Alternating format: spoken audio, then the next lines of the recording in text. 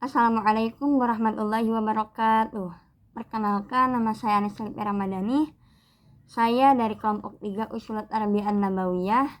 Di sini saya ingin mempresentasikan tentang dasar dan prinsip metode pendidikan Islam.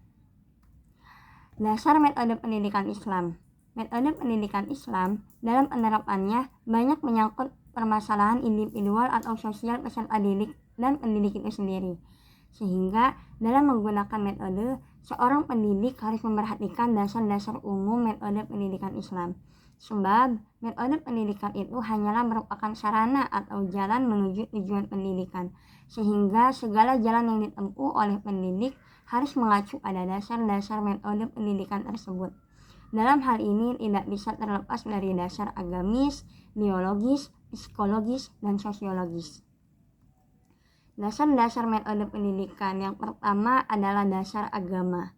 Pelaksanaan metode pendidikan Islam yang dalam prakteknya banyak terjadi di antara pendidik dan peserta didik dalam kehidupan masyarakat yang luas, memberikan dampak yang besar terhadap kepribadian peserta didik. Oleh karena itu, agama merupakan salah satu dasar metode pendidikan dan pengajaran oleh pendidik.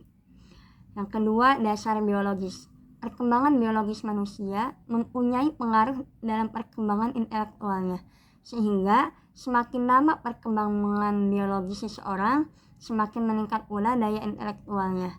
Dalam memberikan pendidikan dan pengajaran dalam pendidikan Islam, seorang pendidik harus memperhatikan perkembangan biologis peserta didik. Perkembangan kondisi jasmani atau biologis seorang juga mempunyai pengaruh yang sangat kuat terhadap dirinya. Yang ketiga, dasar psikologis. Metode pendidikan Islam harus dapat diterapkan secara efektif bila didasarkan pada perkembangan dan kondisi psikologis peserta didik. Sebab perkembangan dan kondisi psikologis siswa memberikan pengaruh yang sangat besar terhadap internalisasi nilai dan transformasi ilmu. Dalam kondisi jiwa yang labil atau jiwa yang tidak normal, menyebabkan transformasi ilmu pengetahuan dan internalisasi nilai akan berjalan tidak sesuai dengan yang diharapkan. Perkembangan psikologis seseorang berjalan sesuai dengan perkembangan biologis, sehingga seorang pendidik dalam menggunakan metode pendidikan bukan saja memperhatikan psikologisnya, tapi juga biologisnya. Dasar sosiologis.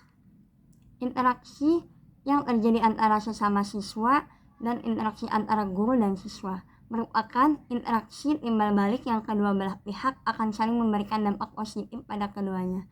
Dalam kenyataan secara sosiologis, seseorang individu dapat memberikan pengaruh pada lingkungan sosial masyarakatnya dan begitu pula sebaliknya. Oleh karena itu, guru sebagai pendidik dalam berinteraksi dengan siswanya hendaklah memberikan tauladan dalam proses sosialisasi dengan pihak lainnya, seperti dikala berhubungan dengan siswa, sama guru, karyawan, dan kepala sekolah. Oke, penjelasan selanjutnya akan disampaikan oleh rekan saya sendiri. Baik, saya akan menjelaskan penjelasan dasar dan prinsip metode pendidikan Islam. Prinsip metode pendidikan Islam adalah suatu asas atau dasar penerapan metode dalam proses pembelajaran pendidikan Islam, sehingga pembelajaran berlangsung dengan baik dan memudahkan peserta didik menerima dan memahami materi yang diajarkan. Metode pendidikan Islam harus digunakan dengan memperhatikan prinsip-prinsip yang mampu memberikan pengarahan dan petunjuk tentang pelaksanaan metode pendidikan tersebut. Sebab dengan prinsip-prinsip ini, diharapkan metode pendidikan Islam dapat berfungsi lebih efektif dan efisien, dan tidak menyimpang dari tujuan semula dari pendidikan Islam. Oleh karena itu, seorang pendidik perlu memperhatikan prinsip-prinsip metode pendidikan, sehingga para pendidik mampu menerapkan metode yang tepat dan sesuai dengan kebutuhannya. Prinsip-prinsip tersebut adalah sebagai berikut.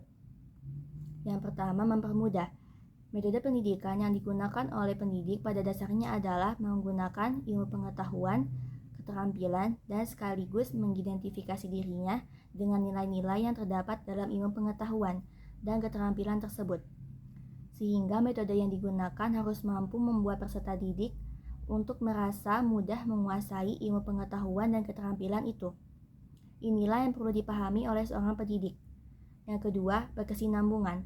Berkesinambungan dijadikan sebagai prinsip metode pendidikan Islam karena dengan asumsi bahwa pendidikan Islam adalah sebuah proses yang akan berlangsung terus-menerus, sehingga dalam menggunakan metode pendidikan, seorang pendidik perlu memperhatikan kesinambungan pelaksanaan pemberian materi.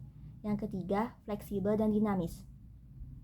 Metode pendidikan Islam harus digunakan dengan prinsip fleksibel dan dinamis, sebab dengan kelenturan dan kedinamisan metode tersebut, memakai metode tidak hanya monoton dan zaklik dengan satu macam metode saja. Dari prinsip kedinamisan ini berkaitan erat dengan prinsip berkesinambungan, karena dalam kesinambungan tersebut, metode pendidikan Islam akan selalu dinamis bila disesuaikan dengan situasi dan kondisi yang ada. Baik, selesai juga penjelasan dari kami mengenai dasar dan prinsip metode pendidikan Islam. Sekarang kami memiliki 2 pertanyaan.